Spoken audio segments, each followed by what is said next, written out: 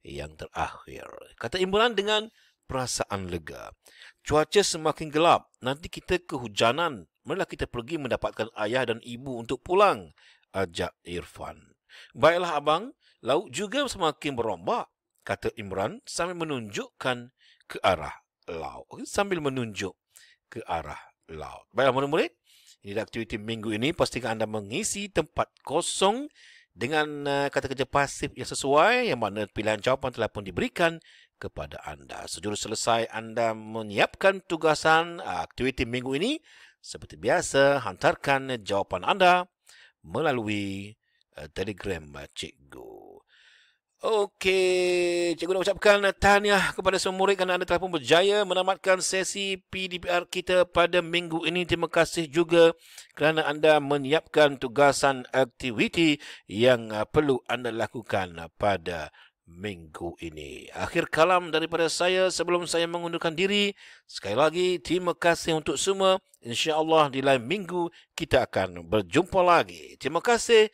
Jumpa lagi. Assalamualaikum warahmatullahi wabarakatuh. Bye-bye murid-murid.